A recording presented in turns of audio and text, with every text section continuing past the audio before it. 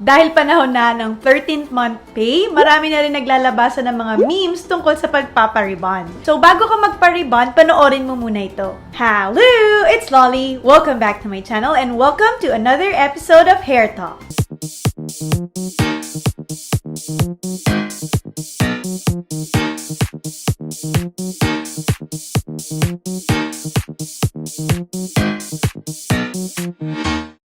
Actually, meron na akong mga videos about rebonding. Merong step-by-step process on how to do rebonding and also rebond versus Brazilian blowout. So, iiwanan ko na lang dito sa info box up tsaka sa description box below yung mga links para mapanood nyo rin yan. So, sa video na ito, ang pag-uusapan natin ay 3 reasons kung bakit hindi ka dapat magpa-rebond. If you want to know the 3 reasons why, please keep on watching!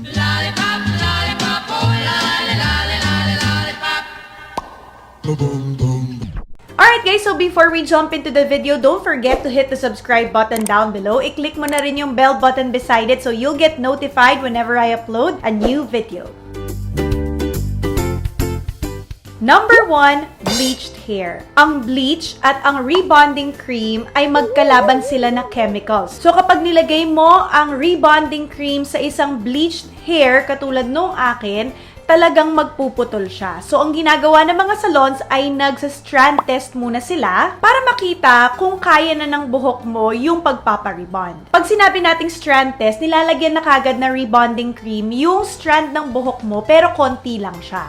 So, kapag after 5 minutes at naputol yung buhok mo doon sa strand test, huwag mo nang ituloy ang pagpaparebond or else magiging damage ang buhok mo and pangit lang ang resulta niya.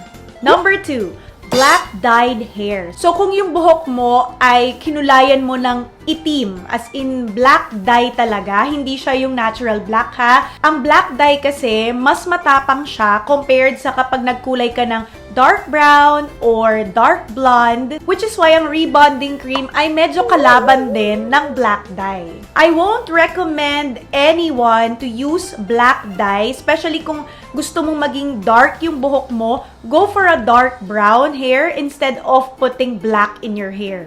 So, pag ni-rebond ang client na merong black dye sa buhok niya, magiging damage talaga yung buhok. Hindi rin makakatulong yung rebond kasi yung pag-rebond, nakaka-damage din talaga siya ng hair mo. Eh di double damage ka na. Number 3, curly and kinky hair. So, kung ikaw ay kulot, at sa tingin mo, ang pagpaparebond ang natatanging solusyon para i-manage ang buhok mo, you're wrong.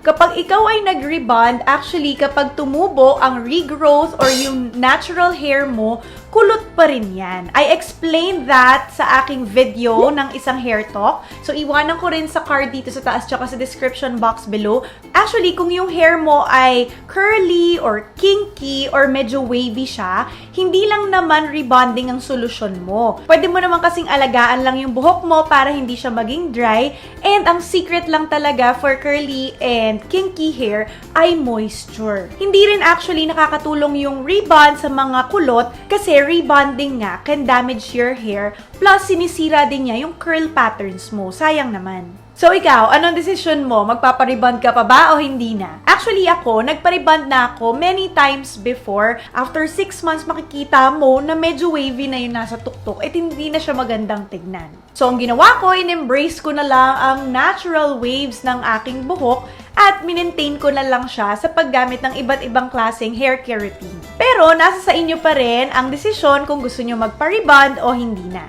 That's it for this video. I hope you like it. If you have any questions or suggestions, please leave it in the comment box below and I'll see you next time.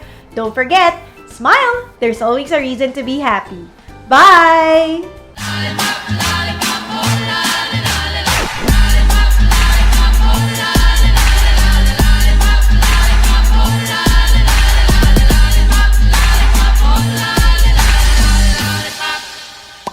Boom boom.